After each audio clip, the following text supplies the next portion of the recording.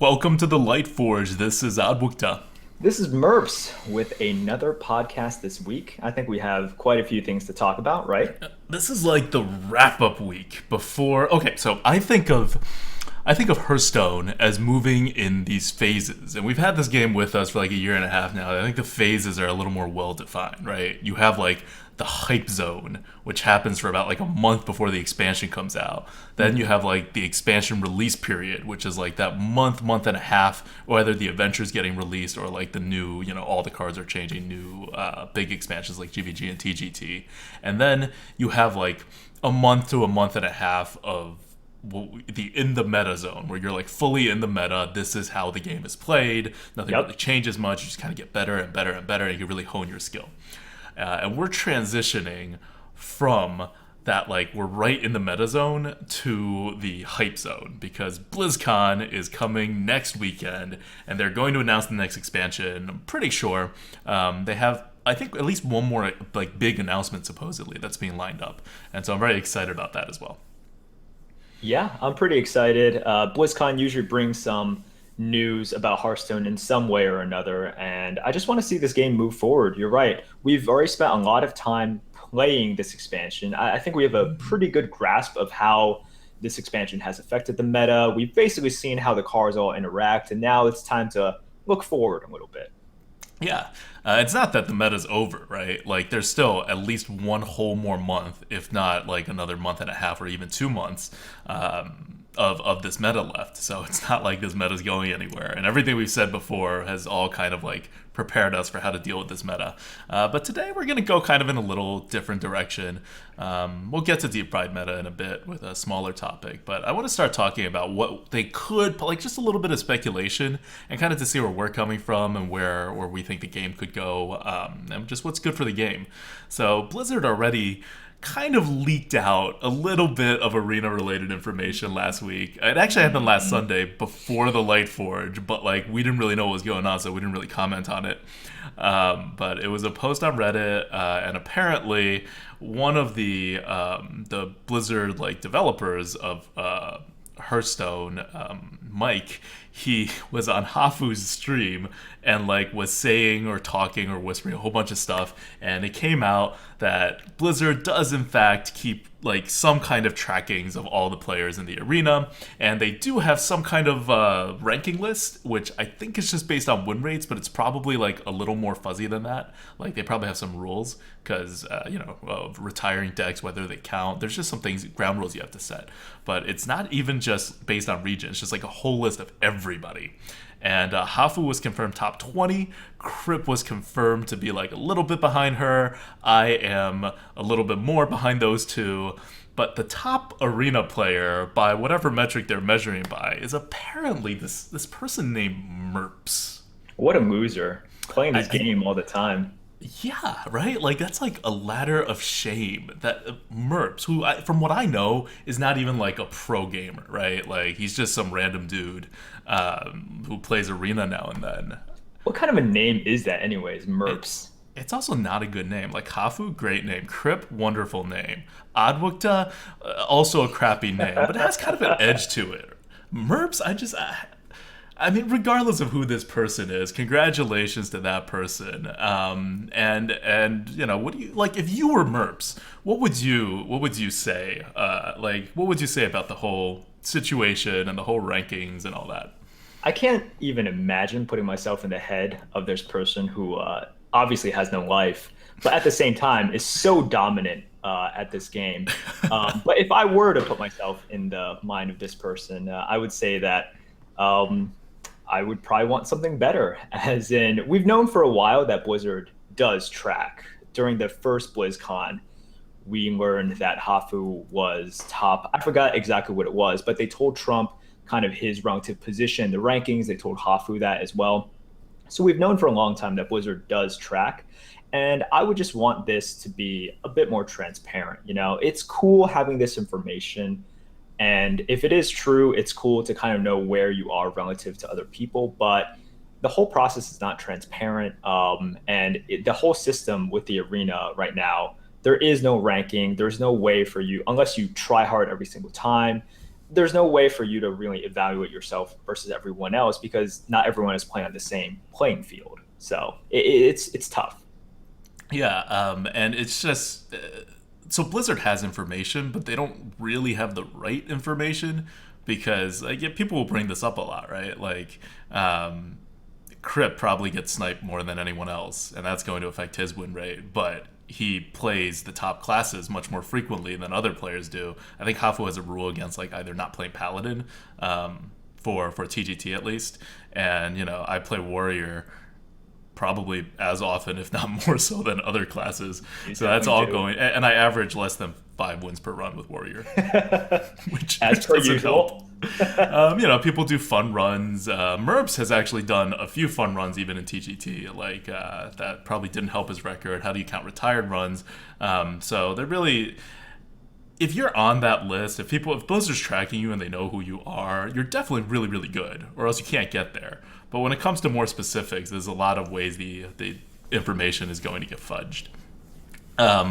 So yeah, I mean, and that just goes to kind of the problem with the arena, right? Or like trying to take arena onto a competitive level where Blizzard doesn't even allow you to do like a high score comparison, right? Like Donkey Kong is more competitive than Hearthstone Arena. It is. And yeah, that really is the problem with it. If Blizzard wanted us to kind of care about our placement, and because we know that they place us right now, make it transparent, give us a way, give us a vehicle for all of us to try hard and kind of knock each other off the top. Right now, it gets into your head, right? When you're streaming, it's like, well, I could pick a fun class, but then, if I pick Priest instead of Paladin, Mage, or Right. Rogue, I probably won't do as well. Twitch chat probably wants to see a fun run, but if I do that, I'm probably not going to win as much anyways. And you don't want that to get into your head. You don't want that to get in the enjoyment of the game. Yeah. Yeah. So there should probably be something like, like click here for ranked arena, click here for normal casual arena. Have the rewards kind of be the same. Maybe do a ranked arena end of the month kind of like bonus the same way you do with real ranked play, right? Yeah. But where these are just ideas. But otherwise, for Blizzard to just throw these things out there, it's cool. It's better than nothing. But you also have a lot of people who could be, by all means, they could be right there on the list, and they will have no idea because they're not streamers, which is just a horrible double standard that's being thrown out there. We only know what we are because people are starting to know who we are, and so the question gets put out, right? Like Mike goes in a chat room, people are like, oh, where's this person? Where's that person? And you have other streamers who are very good at the arena, right? Like the name that was also brought up is Ratsma was not even on the list, and Ratsma is a excellent arena player who maybe has done too many troll runs or whatever that too many bad pick runs or not serious runs that his average or whatever Blizzard's tracking is not up there. But this is all stuff that if you're going to throw the things out there, it has an effect on people's perception, and it's not fair to people who are not big enough that you would know, right? And it's not like Blizzard gave out the list or anything. They just like checked up individual people. So you're either not on the list because you're not known, or you're not on the list because you've done something with your record based on something else you're doing, having no idea people are tracking this, even though you would be on that list if everyone was tryharding. Definitely. So that's something we hope to see from BlizzCon, just something that boosts the arena a little bit more. And I think we talked about this previously, that arena used to kind of be this sort of casual mode. Like you can't really play casual mode. But now that we have Tavern Brawl, everyone can see that that's the true casual mode. And we're hoping that they elevate arena into something more than just this way for you to get extra packs and get extra gold, because that's all it is right now.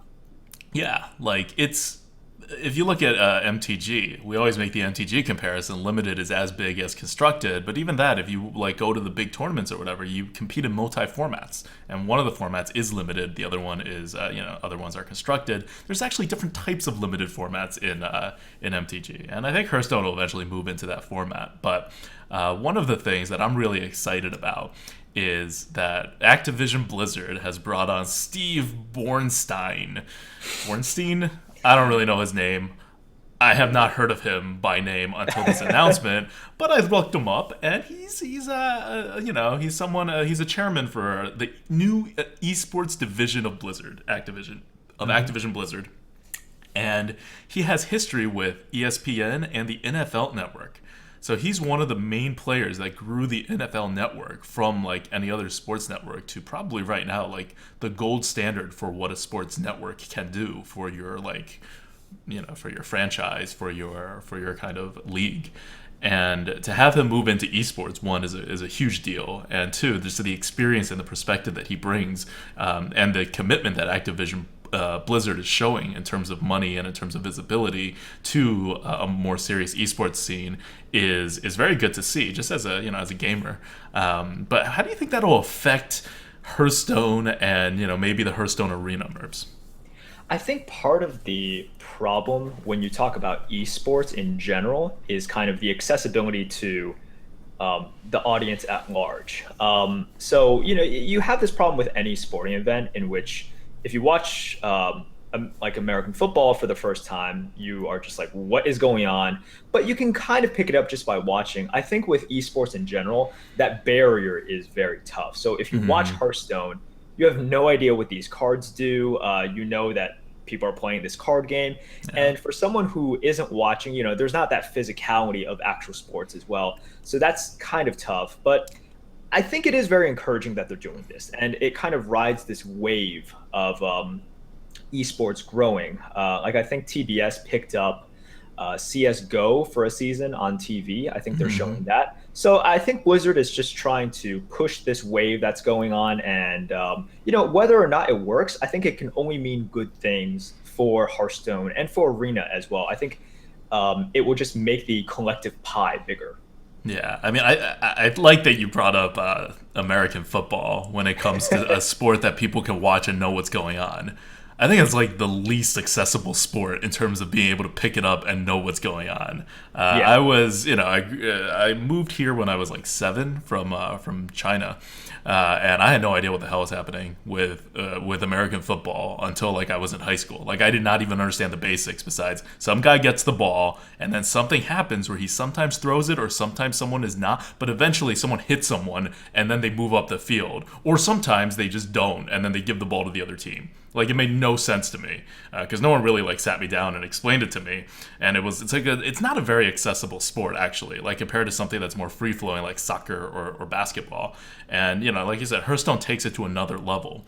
But I think something like the arena is actually more accessible to a viewer than ranked play. It's not that you will know all of the cards the way a top arena player would, but rather you don't have to know all of the cards, because you have this very easy to follow flow where you play a 1 mana card and then a 2 mana card and then a 3 mana card and then a 4 mana card. There's no fancy combos going on. You don't watch a freeze mage and have to know like why they're freezing things, what their end game is, what your win conditions are, what you're dodging from your opponent's answers necessarily.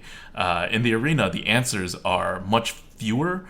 The big ones that you play around, they're much more easy to explain, and the general flow you can follow much better because both players are playing a similar type of deck, because all arena decks are vaguely tempo mid-range-ish, right? Like we call it an aggro arena deck, we call it an attrition arena deck, but what that really means is it's significantly slower than your normal mid-range arena deck, and constructed it would all still be mid-range. Yeah, I agree. When I actually brought up the example of American football, I actually brought up an example to say that it is a game which is difficult to comprehend the first time you see it. But with something like football, it has a closer relation to, they're players in real life. There's the physicality of it. There is a ball. So it's closer related to what people have seen. With esports, you have to make this jump into this digital world in which nothing is familiar. It's a card-playing world, right? You look at it more like poker. Okay, that's fine. Yeah, I can kind of see the relation to poker there. But with poker, it's such a universal language, right? Like the deck of cards that everyone knows. Yeah. And but even poker, right? You have to know like what's better, a straight or a flush, right? Yeah, it's just definitely very easy to explain. And I think Arena approximates that a lot more than Constructed, where you have to explain how each deck works and what combos each deck has, and why they're like, why is this guy not doing anything? Why is he using his hero power? And then you switch on to a totally different deck. Whereas in an Arena matchup, you explain all the concepts. The next Arena match comes on, it'll be pretty much the same concepts. So I don't Yeah, know. I think there's a easier transition if there was an infrastructure built in.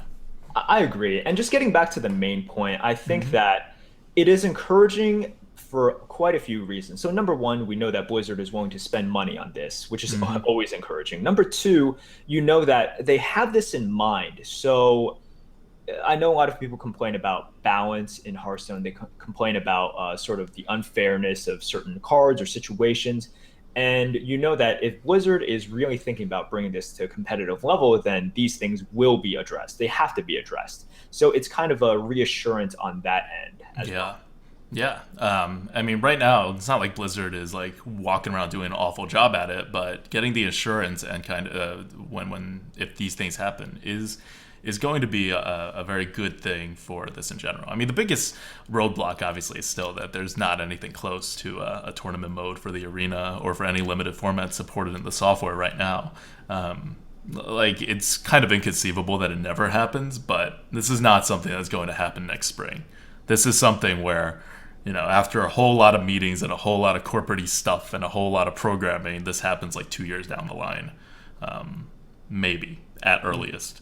Yeah, I see all the game companies and kind of these networks as well, just kind of planting the seeds, and they're just kind of feeling it out, seeing if it'll go anywhere or if it's just this fad that'll go away. Hmm.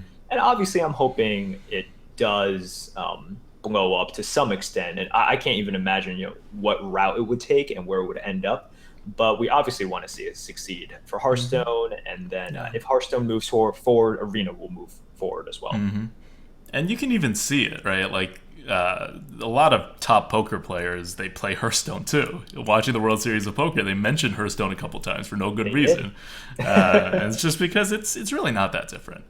You're working a lot harder in your mind on many different levels, but you're missing some other elements of poker. But ultimately, it's a card game, right? It's a Yes. less accessible card game than poker, but yeah, I think there's marketing opportunities there. So let's move away from the esports and into what's actually going to happen at BlizzCon, which is that they're almost certainly going to announce the next expansion. It's almost certainly going to come out for the holiday season, and we're pretty sure it's going to be a adventure style, just to follow the format of big expansion followed by a small adventure, big expansion followed by a small adventure. I know Blizzard's already said that they're not going to follow this as a rule necessarily going forward, but do you think this next one is going to be an expansion, like a big expansion, or a adventure type like Nax or BRM? Yeah, I think it's definitely going to be a little bit smaller. It seems they've been alternating between these small adventure type. Well, you get the adventure, you don't get that many cards, but you have this single player campaign and alternate it with this Yeah. big, huge number of cards expansion. So it seems like we're due for something like Nax or BRM, Hmm. in which we get this adventure. So I don't anticipate us getting many more new cards. We won't get like the GVG or TGT influx of suddenly like huge amount of cards coming in. So I think it will just be a small pocket of cards, and we'll see how that affects the arena. Yeah.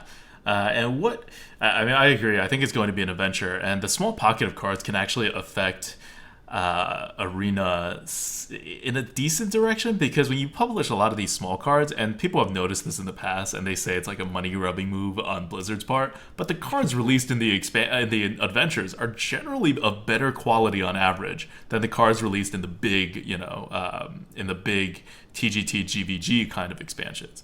And part of the reason is probably because they need to give people a reason to actually buy the adventure if you're playing constructed and you need a card for it. But another part of the reason is just to generate excitement, right? Like, you're not going to Yep. generate excitement if your cards are generally crappy. And if you're trying to build a big theme, you can afford to have a couple of losers, like totally bad cards that people aren't going to play just to fit the theme, right? Like Mogor's Champion. I don't think anyone looked at that card and said, this is playable in this particular situation. It's just not playable. But that's okay, because it really fits the flavor, and it sells the idea that we're in the grand tournament. It fits very well, and they just didn't want to make another really good card, because there's also a power creep that's potentially happening. And I like that. But what I'm taking away from that is that the cards are going to be probably a little more impactful than you may think based on their numbers. On the other hand, it's not going to be the biggest change. Like, we talk about Warriors a lot, and Ben Brode has said, Warriors getting good common card. next expansion, if not in those words, like very close to those words, that I think it's almost impossible that Warriors don't get a good common card. But unless they're releasing 2 common cards, which I think will be a first for an adventure expansion, just 1 common and 1 rare. You add a fire elemental, you add a muster for battle. The offering rates, even at plus 25%, are not going to be there enough to like, let's say, make the warrior even with the priest, even if the priest gets like 2 total duds. Yeah, I agree. So something we saw from BRM is that in these small expansions, these small kind of pockets, it's a good opportunity to address the weaker classes because of the ratio, the number and the ratio of cards that are given out. So the number of cards altogether is not that big, so you don't have to worry about grand sweeping effects throughout all classes. And plus, that's kind of when they hold back and don't introduce like an inspire mechanic, something that just affects all the classes. And number 2, we've seen that because they introduce quite a few class cards during these small expansions, it's a good opportunity to take a step in the right direction and kind of, hopefully, fingers crossed, give Warriors a couple of good cards while not introducing that many cards total. So the ratio of good cards for Warriors to all the cards that are introduced, it's a pretty good ratio. And we saw this in like Naxxramas with Dark Cultist for Priests. That was insane. And BRM, Imp Gang Boss, and Fireguard Destroyer for respectively Warlock and Shaman. Yep. And it also shows that you really have to be like, if you have arena design in mind, you have to be smart about it in terms of how it affects things. Because you could look at Fireguard Destroyer and it frankly looks like a ridiculously OP card, and it's not. So it is a very good card. It does help the Shaman out a lot, and adding a card like that to the Warrior will be totally fine in terms of bringing the Warrior back. But it depends on what your goals are, right? Like if your goal is Imp Gang Boss, I still don't know if Imp Gang Boss was like this total outlier where they didn't think it was going to be as good as it is, or if they were just like, well, Warlocks need something to like stay on the board. We're going to give them the ultimate stay on the board weapon on turn 3. And that's how Warlocks are going to like the demon locks are going to go forward. But those are considerations that Blizzard's thinking, at least for Constructed, but probably now for Arena also, and they're going to come out with something. And I'm very excited to see what direction they go and what theme it is. It's not like an Inspire mechanic, but they'll have something, right? Like they had dragons in BRM. They're getting more bold with these expansions step by step, right? Like Nax had nothing. Nax didn't really introduce anything. It was just testing stuff out, right? Like, can we do a web spinner? Do people like that? Like that kind of stuff. But I can actually see a real mechanic, not like an Inspire, like huge game changer mechanic, but maybe like a jousting mechanic or something like that.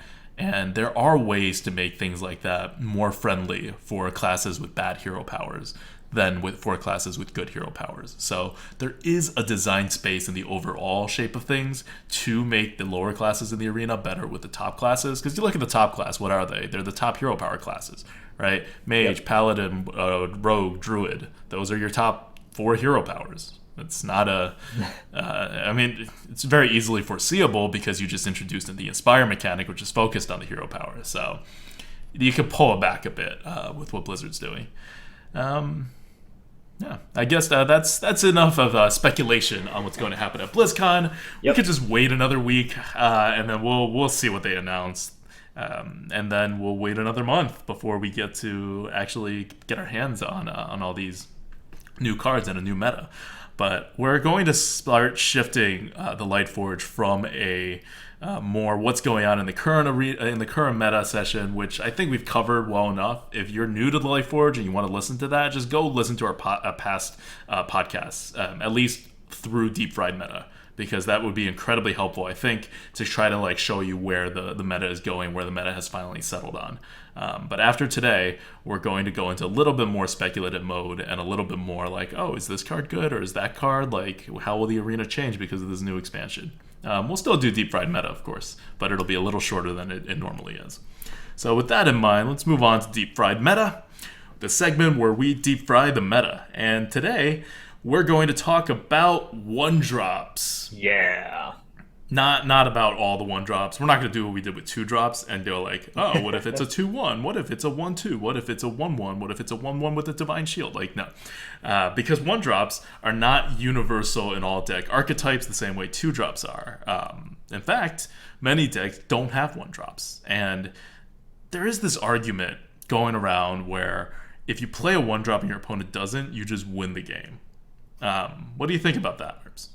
Well, like all sweeping statements, yeah, you have to pull back a little bit and say, well, there's some truth to it, but obviously the situation is more complicated than that. So if you play a one drop, obviously you are ahead because you have used that one mana and your opponent has not used that one mana. You've also used a card. Also used a card, but as we've said before, presence on the board a lot of times is more important than a card. And because in the arena, lots of times when you drop a one, you immediately start putting pressure. You also, with premium one drops as well, they're very tough to deal with. For example, Worgen Infiltrator, you could just keep it hidden until you need it. Zombie Chow, the game winner on turn one, right? So I think there's some truth to it that you're just very much ahead when you have a one drop. And a lot of it depends on your answers, what they can follow up with. Like if it's a paladin and they drop Zombie Chow, Shielded Mini into Muster, you probably lost. That's just a winning combination. But that one drop definitely helps you out there, and it definitely establishes board position right away, which we know is so important. Okay, so if you do drop the one drop as on turn one, you are very, very, very far ahead. And if you look at something like Hearth Arena, it's not recommending everyone take a ton of one drops. Why is that? It seems really powerful. Just 30 leper gnomes, right? And Yeah, go well, at least like enough, because you have like about 5 or 6 two drops, I think is the standard, and then like maybe 4 3 drops or something like that. It obviously changes. Hearth Arena will change the numbers based on your deck and your class and all of that, but that's approximately where you're at. But you don't have that. That like curve consideration isn't there for one drops. Yeah. And I mean, I know like because there was this very long and prolonged fight with the programmer of Hearth Arena where he really wanted us to make an actual one drop as a one drop kind of like as a thing, and we just flat out refused in the very beginning, and then one drops became more of a thing in GVG, and we worked some concepts in, but it's not a normal drop. We don't treat it as a normal job. It's a very complicated subject matter, and it's a complicated thing to like really dig your heels into. But ultimately, right now, Hearth Arena, it's still not recommending. It's not saying like in the same way. It doesn't work like two drops, right? It's not saying, oh, you're missing one drops. You'll never see it say, oh, we think you're missing one drops, and you should really get another one drop. It won't say that because that's not how it's thinking. No. So with one drops, you obviously have issues with them as well. They are obviously very bad in a top deck situation. Now you can say two drops are also bad in a top deck situation, but it's also the point at where the game begins. So technically the game begins on turn one because it just begins on turn one, but the meta still hasn't shifted to the point where the game necessarily starts on turn one. It's still turn two that is kind of the start of everything. Turn one is this kind of icing on the cake where if you have it, you have this advantage. But if you miss turn two with basically any class... But then why wouldn't you always want the advantage? Why wouldn't I stack my deck with 6 one drops, if not 7 one drops, and stack my deck? And then I will have a very good chance of drawing into that one drop and being ahead if like half my opponents don't have a one drop, probably more than that. You're still going to run out of fuel a lot of times. And you see it if you try to draft like that, you just draft like 8 one drops, and if you're not a very super aggressive deck, or if you're not Warlock, in which you can reload your hand, the advantages start to lessen and the disadvantages start to pile on. Which is you always have this kind of this weighing. You need to weigh the advantages and disadvantages of every card, and that's just kind of the general disadvantage of one drops. Period. That. You're just going to run out of steam much more often than if you draft all of these other cards. Now, the advantages of curve consideration and dropping it on turn one, so powerful. But then again, and you've said this many times, you can't always assume you're playing a 2 mana card on turn two. Most of the time, you're not going to play it on that turn. 3 mana card, you only have one chance to play it on turn 3. So most of the time you're not playing it, and you're not going to draw it on that turn either. So the disadvantages with so many ones, you're going to really see if you draft a lot of them, where sure, it's great to get that consistency at turn 1, and then later on turn 6 and turn 7, it just gets really ugly. Yeah, and the reason it gets ugly is because you have 3 hero power classes that will kill your 2/1. Yep. It's not like we're telling you not to take zombie chows, right? The real question is 2/1s. Usually 2/1s is kind of the disagreement point on how good they are. And the reason is when you drop a 2/3, which is awful in the late game, you at least have 2 attack on the board that'll hit something on the board at some point. When you have a 2/1 on the board, that's just going to take your opponent's hero power and it's gone. So you have used a card, and your opponent gains that card for literally free, not just more or less free, where his bigger minion just eats yours. If his bigger minion eats your minion, not only does it take whatever damage your minion is able to deal out, your River Croc deals 2 damage. It'll take the 2 damage, but more importantly than that, even you save the face damage, which gives you more chances to recover, and it takes up an attack, so that thing can't be attacking something else that may also be a good target for that particular card to be attacking. So having a 2/3 on the board in the late game compared to a 1/2 is night and day. It is a much bigger difference than having the difference between a 2-drop and a 3-drop. And to get that consistent 1-drop curve, you do need more than 6 1-drops, or at least 6 1-drops. At 4, you can hit on it a decent percentage of times, but you still can't rely on it the way you want to rely on, let's say, a 2-drop. But that's doubling the amount of 1 and 2-drops that you have in your deck.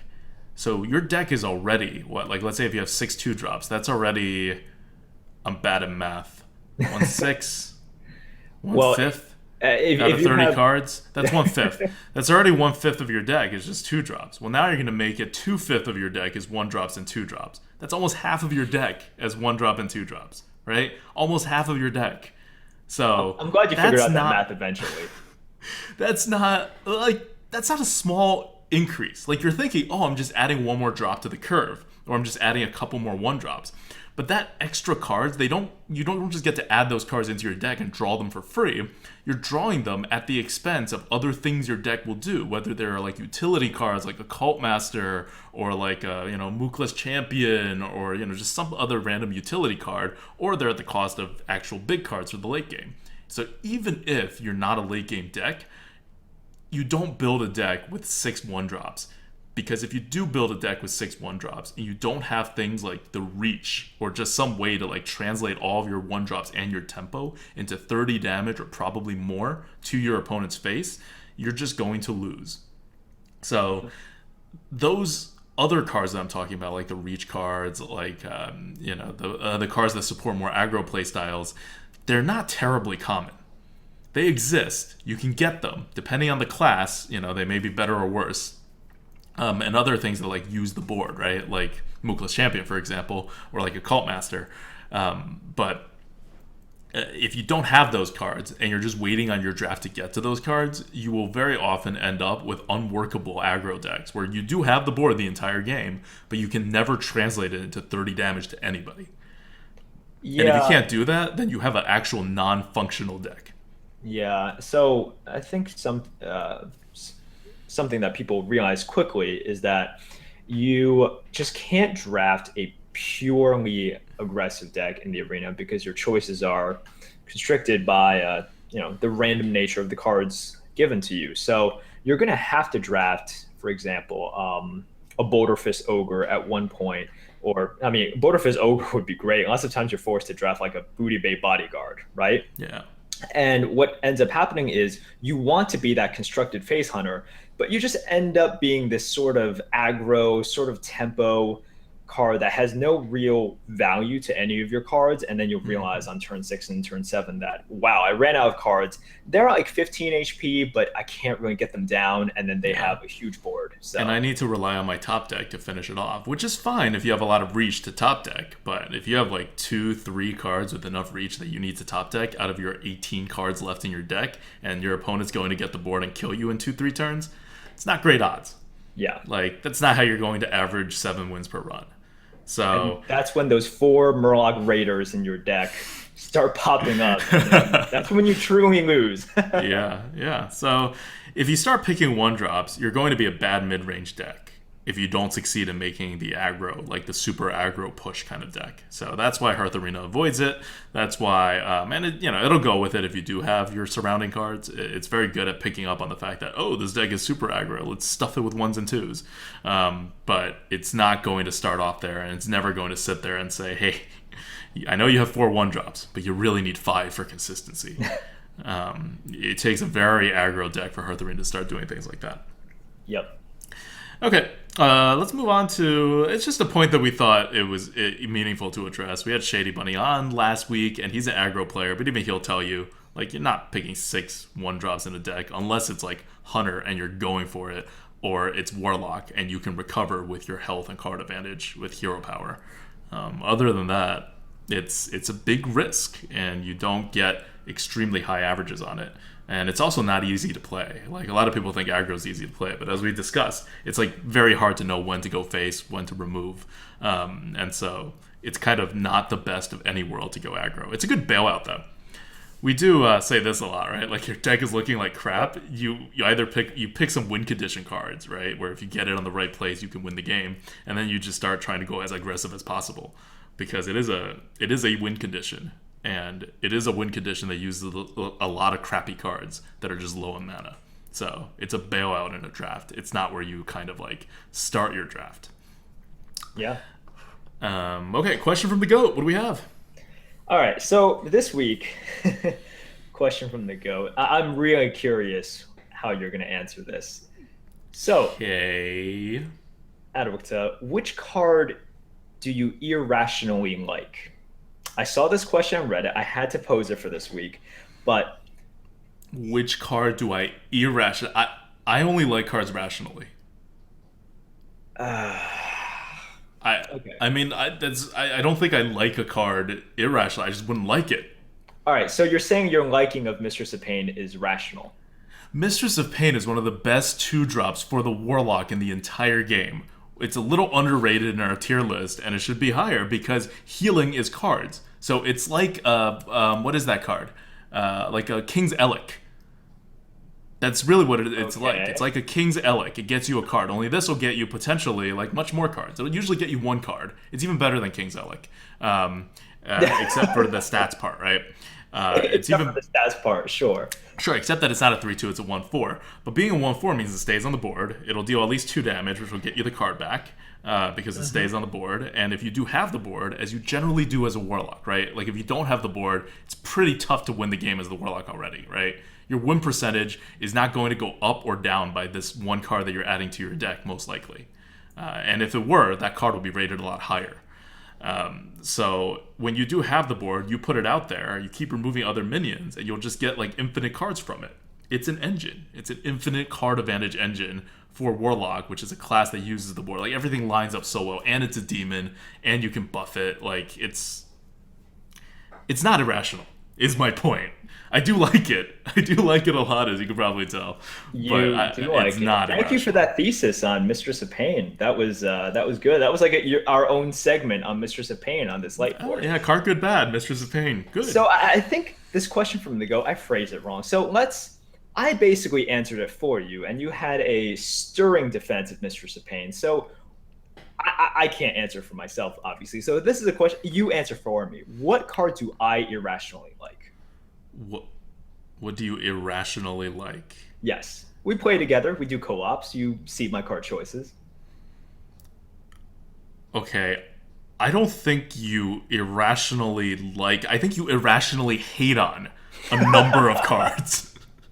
I don't know what you irrationally like. Like, anytime we have a disagreement, 90% of the time, it's me being like, no, this is a perfectly good card, and here, whatever, we should give it this score. And Merps is like, no, I want it 6 points lower, 10 points lower, or like, you're crazy. This card sucks. It's so situational.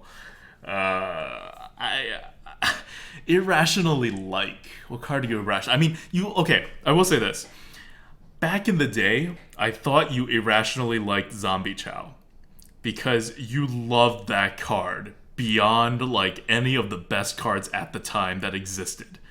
And I was still happening. And I was still very much on the 1-drops can only be so good kind of like bandwagon. And it turns out, like the more you What it- play, the what more you turned get a out? sense of this. We Say looked it. at some stats. It is like really the second best, third best, the common card, whereas we had it significantly lower. So that's right. That was a card that one of the rare instances that I remember you really pushing for a card and saying it's great, and me saying like, I don't know about that. Even on like something like Argent Squire, which is a fellow one drop, I was always much higher on that card than you were. Yeah. I think But one drops are like I was really high on Elven Archer, even in Classic. I don't yeah, know I if mean, you I was remember high on this. Elven Archer too. We were That both is, high on Elven Archer compared to yeah, like the establishment at the time. yeah. So we got that right, but that's not a one drop. Okay, so yeah, like, and the reason, by the way, if you guys are wondering why, if we're contradicting our earlier one drop discussion, is that Zombie Chow is a 2/3, right? Even in the late game, it may destroy your ability to go face, but it'll always get 2 damage on the board, eat up an attack. So if you're not shifting over to like being aggressive, that's still a very, very valid like low drop, even later on in the game, as opposed to a 2/1. All right. Yeah, I don't think there's any like TGT cards you particularly like that were rating really low. No, I think we had a good discussion about that, and that was see, okay, this was a good question from the GOAT, but I think this is one that we really need a third party for. Yeah. So I Yeah. thought lots of good discussion, but just not directed at the right people. Yeah, no, that's true, because we're very much in our own heads on this a lot of the times, and We are. we really believe that our tier list is the best out there, and that things are generally right. We're actually going to make a tier list update sometime in the next, most likely the next week, like a pretty major one in the next week, or maybe the week after at the latest. But we're going to go really take a look at review some of the epics. Elemental Destruction, for those wondering, it is coming down. I have relented on that. It's not going to go that low. It's at a 100 right now, which is not. It's not a 100 card. I played with it a couple times now. It is more situational than I had thought. It does eliminate or is useless in a particular playstyle, so it's getting lowered by at least 10 points. But I don't think I'd be comfortable lowering by 20. So it's still going to be definitely above 80, but below a 90 or at a 90. So that's one of them that I know for sure is happening. But other ones will happen too. It's just we're finally at the point where we have actually played with those epic cards enough times that we have kind of an idea about them. Yeah. All right. Let's move on from the question of the go. Now's when we give a shout out to our patrons, Patreons. It's patreon.com/grinninggoat for those who want to support us and feed the goat. This is our second month. It's November 1st right now, so it is the second month that people have come out and fed the goat, because Patreon collects the money at the end of every month. And thank you to everybody who have contributed. If you're considering, it really means a lot to us, and it really helps us keep things going. All of the money so far that we've collected is going towards a kick-ass computer that Merps is going to get to replace his streaming potato right now. It's going to be full-fledged, all decked out with all the streaming stuff, and he can run like multiple monitors. It'll be good. We're setting it up so that he could even run a game that's as complicated and like as graphics intense as like Fallout 4 on 60 frames per second at 1080p with a good bit rate. He's not going to do that, but we're just preparing for the future here for if something we want to play has a high graphics requirement. So thank you guys for that. That's really like that computer is going to cost whatever you guys have contributed. Thank you, guys. So yeah, and really thank you guys. And we'll get a new list of the contributors for this past month on the next Lightforge when we collect everyone's names again. And we've also, if you were wondering, and some people do, we actually get this question a lot, which is whether you guys coach. I have a no coaching policy generally. Like I don't think I'm a particularly good Hearthstone coach. I'm a little out of touch with like if you're a 3-win, 4-win player, I could tell you what plays I would make, but I'm not as good at improving you. If you're like a 6-win player, I think I could get a good handle on like being a coach. But generally, we don't do coaching. But through the Patron program, there's a raffle for one coaching session with Merps, and that happened yesterday. And I was also there, so I offered my advice at moments. I'm not sure if that was terribly helpful, but I was also there, and we're doing Twitch coaching as well for Twitch subs once we hit our next Patreon goal, and that'll be 3 a month for one draft and 3 games. So definitely something to check out if you're listening and you're interested in that kind of stuff and you want to support us. Definitely not worth the raffle ticket by itself, but it's just something to give back to our supporters. And we coached Phil yesterday, and it was really great. He's actually like a very good player to start out with. I don't think he's infinite, but he's probably close to it. Like, his plays were pretty on target, and we still had a lot of discussion and disagreements, and hopefully we helped. I think we did. We got a good result too. 10 wins. Can't be that disappointed with that. Yeah, 10 wins. It was very good. Okay, so moving on from that, card good bad, where we tell you whether a card is good or bad.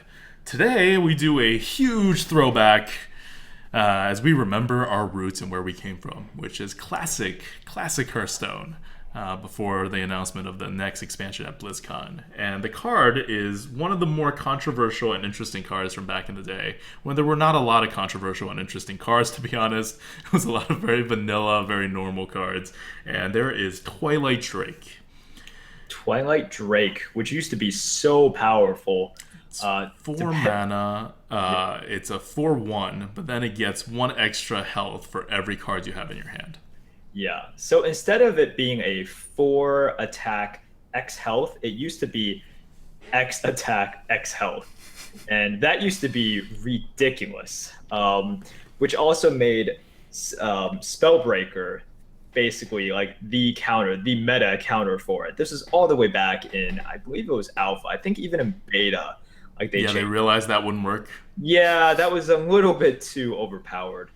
But now we arrive at the current edition of Twilight Drake, and in card good bad, we basically want to tell you if a card is good or bad, but once again, it is a lot more complicated. So with Twilight Drake, it's decent, which I know is not in the title, but that's my assessment. Card good bad, okay. Okay, so that doesn't really have the right ring to it. So let's talk about this a little bit more. Twilight Drake has. So once they changed it to just being a constant 4 attack, it was still very good in Classic and in Nax, mostly because we were at a much slower meta. So when it came out in turn 4, sometimes you just had a Chillwind Yeti, which is great, and it's still great now. And then sometimes you got it to... so you normally have a Chillwind Yeti if you play on curve, right? You play a 2, you play a 3 if you're going first, and you get a Chillwind Yeti. Or... going second, if you use up your coin, whether to coin out the Drake or to coin earlier, you still end up with 4. Yeah, definitely. And you can coin out something huge, or you can just play something, and sometimes you can make it a 4/6 on turn 4, and that used to be amazing. Now, obviously, there are ways to really punish you for playing Twilight Drake. Silence effects are bad. Earth Shock is terrible. But those are getting rarer. Yeah, with those dilution. are getting rare.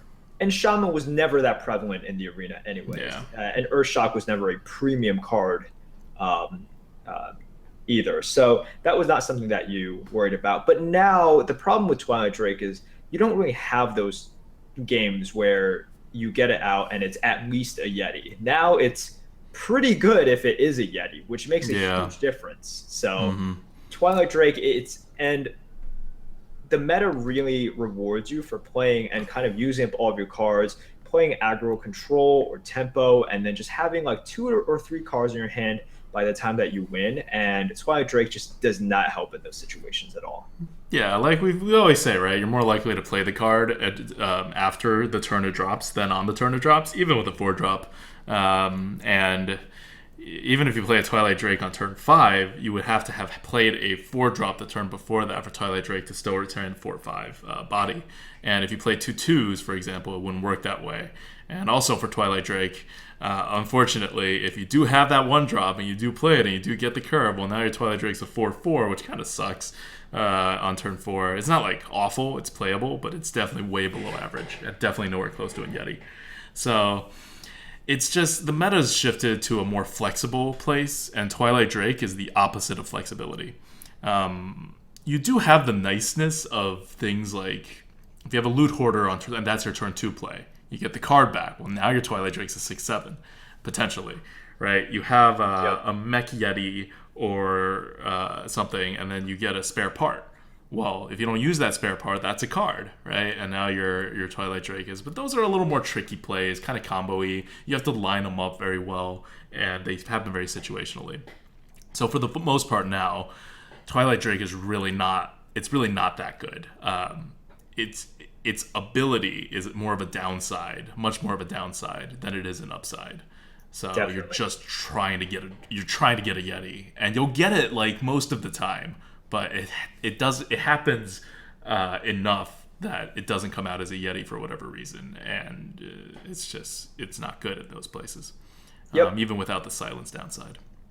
So that's kind of the conclusion. Like Twilight Drake right now in a meta that is a little bit faster, you definitely don't want kind of the downsides. Like the upside, you might hit like 20% of the time, and the downside, you're probably hitting 80% of the time. So overall, it's worse than just that vanilla Yeti. Yep. Okay, so that's card good bad. For the Arena Coup today, which is the run that we're going to do after the live recording of the Lightforge, is Mage, and it's Mage because I know we did Mage a little, like maybe a month and something ago, and it's Mage again because we haven't done Mage for a long time before then, and Mage is actually kind of in a hole in terms of representation, and we play all classes evenly on the Arena Coup, so it's Mage again, and I think this is a really good time to kind of talk about Mage because it's always been the standard bearer for the arena, right? Back in the day, Mage was unplayable and constructed, and it was king in the arena. And you started out the game of Hearthstone with a tutorial where you're Jaina, and all the new players enter arena, and they're scared, and they don't know what they're playing, and they all pick Mage. And it just happens to always also be the best class by a significant margin back then. So now, pretty much everyone agrees. I think maybe Crip is the lone person who thinks Mage is still the top class. But I think everyone agrees that it is not the top class, whether you favor Rogue or Paladin, or in Shady's case, maybe even Druid. But Mage has all kind of fallen out in TGT, which is great to see. Just that someone finally knocks down the Mage. But this brings me to the core of the Mage, which is that even when it was getting all this crap for being like an overpowered class, I always thought that Mage took a lot of skill to play well, like more so than a lot of other classes. Yeah, I think a lot of people focus on the fact that, oh, well, if you make some mistakes on turn 7, you'll just wipe away all your mistakes. But with Mage, so you want to see some of the weaknesses of the class and then why and how that can affect gameplay. With Mages, they just have a little bit less tools to really tempo out hard in the early turns. They have powerful cards. Flame Cannon is a great card. Mana Worm. Mana Worm is kind of the exception to the tempo statement I just made. But you basically only have Mana Worm for that. And then Water Ellie on turn 4 almost feels unfair sometimes. But you don't have the speed of a rogue in getting onto the board. You don't have the kind of annoyingness of Paladin with Shield of Minibot and Muster for Battle. So that's kind of the problem with Mage. And sort of when other classes got faster and kept on getting faster and faster, Mages still got these value cards. Flame Lance is a great big removal, and that was kind of a big tool they got in TGT, but it didn't help them get much faster in the early game. So that's it helps stability, right? Like Spell Slinger's at 3/4 on 3. That's great, but it doesn't really make you faster. Yeah, your curve is centered around 3 or 4. It makes you slightly faster. And yeah, also, even though they got better cards, right, there's a dilution effect too, and their old cards are great too. So it's not necessarily a great thing that they get a Flame Lance because, well, now you get less fireballs and polymorphs too. And Flame Strike keeps getting diluted. But I really like that you can play both control and aggro pretty well with Mage. In TGT, the control side really stands out because the mage's hero power was always the reason why they could play control. You get to always deal 1 damage on the board without taking any face damage, and now you have all these reasons to hero power more with the Inspire mechanic. So your infinite card advantage gets magnified. And what do Inspire mechanics do? They provide even more infinite card advantage. So you can kind of, as the mage, play a nice control game, try to avoid some face damage, keep everything set up. Your opponent can't punish you too hard in a mid-range kind of way. They can either go super aggro before the Flame Strike, or they start kind of playing around Flame Strikes and anti-tempoing themselves, which fits into your control plan. And between that hero power and just finding a spot on the board to kind of get on it, you will have pretty easily card advantage. Because whenever your opponent draws a 2-drop, you can ping it down in 2 turns if you want to, if it's a 3-2. And remember, a fifth of your deck, as we have mapped out, is going to be 2-drops. So there's going to be, and some 1-drops too for most decks nowadays. So you're going to get a really nice card advantage as the mage. And before it was a little more tempo-y, right? Fireball's a great finisher. Double Fireball is a better finisher. And and triple Fireball is the best finisher? Yeah, exactly. So those tools all got diluted, though. They all got diluted, and so it's a little harder now to build a good tempo, a good aggro mage. So you're going with a more mid-rangey tempo style with your finishers if you have them, or you're going control. But overall, it's still powerful because it got more consistently on the mid-range control side. It's not the most powerful because no one overloaded it with good cards, and it doesn't fit into the meta in a particularly good way besides that control aspect. So control mages fit into the meta. Other mages are kind of like, it's still there, as opposed to something like the paladin or the rogue, where all these types, like their archetypes from the bottom to the top, all benefited from the meta change. Yeah, and it's something that constructed players might feel a little weird about because Tempo Mage is an actual constructed deck, so you might think of mages as a tempo-oriented class, and they can be if they get all the right cards, but it's much harder for mages in the arena to play a tempo style than, let's say, a rogue who just has independently strong tempo cards.